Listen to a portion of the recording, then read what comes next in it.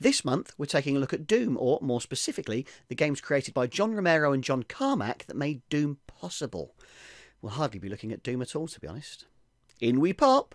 Romero and Carmack met when they were both churning out games for a disc magazine called Soft Disc. By the way, I know it looks like a Christmas tree was sick all over my house, okay? I set this up for Christmas streaming on Twitch before I remembered I had to make this video, so if you're watching this any time other than Christmas, I'm not one of those people who has their house permanently set up like it's Christmas. Nothing bad happened to me at Christmas, alright?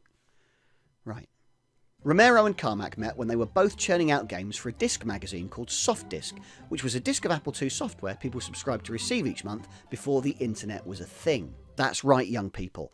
Our internet literally used to be delivered to us by post. Romero and Carmack managed to convince Soft Disc's publishers to let them do a new disc magazine called Gamer's Edge for the PC in 1990, and on the very first one was a PC port of a 1988 Romero game called Dangerous Dave.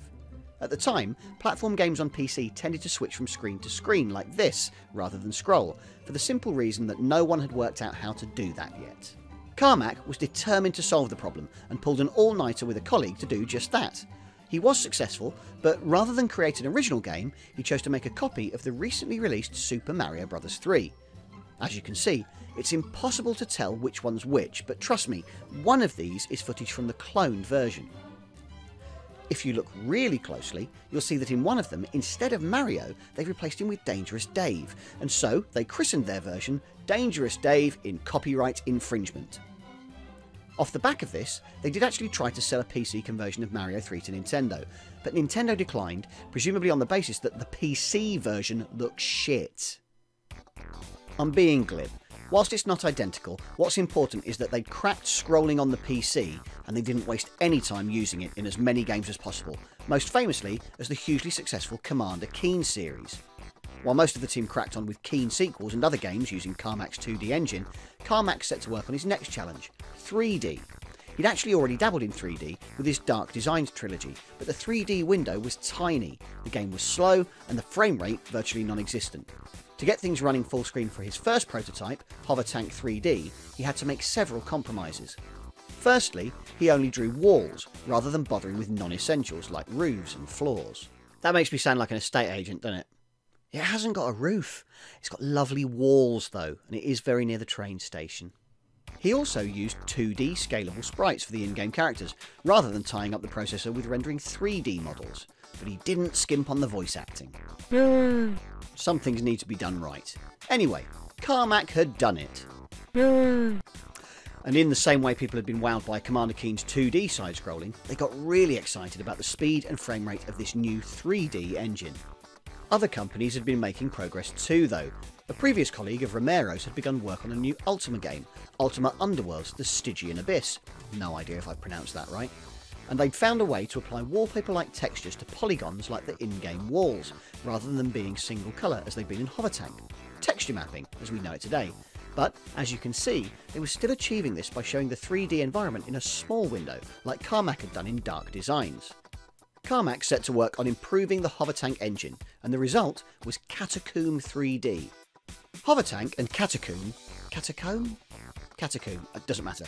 They were both viewed by the id team as prototypes, but with Carmack feeling he'd achieved what he wanted, they decided the next game would be a proper release via Apogee, a successful shareware publisher. The guys at id had been fans of a 1981 Apple II game called Castle Wolfenstein, which saw players sneaking through a world filled with Nazi soldiers, and used it as the inspiration for their new game. Unlike the Mario 3 thing though, this time it was legal, as the rights to the Apple II Wolfenstein had lapsed. 1992's Wolfenstein 3D not only had the looks, it had the speed, thanks to further refining of the 3D engine by Carmack, with his design approach simply being to remove any elements which slowed it down. And you got to burst a Hitler. Eva, auf Wiedersehen. It's hard to explain to younger people living in the nightmare dystopia that is 2018, but back in 1992, making Nazis burst was pretty much universally accepted as a good thing.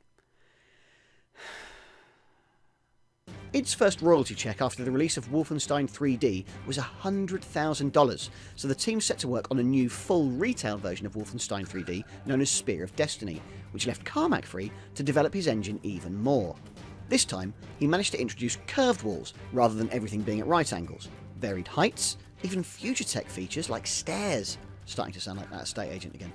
Enhanced lighting, and the ability to apply textures to ceilings and floors.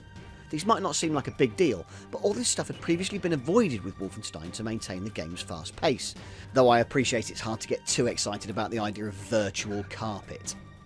After Doom and its sequel, Carmack continued to develop the engine with his Quake series, which made great use of the emerging 3D graphics cards for PCs, but for many, Doom was the defining point for first-person shooters. So there you go. I hope that was interesting. If it wasn't, tough. And I'm sorry about the Christmassy thing. I know there's nothing Christmassy about these games at all. Ho ho ho! Ho ho ho ho!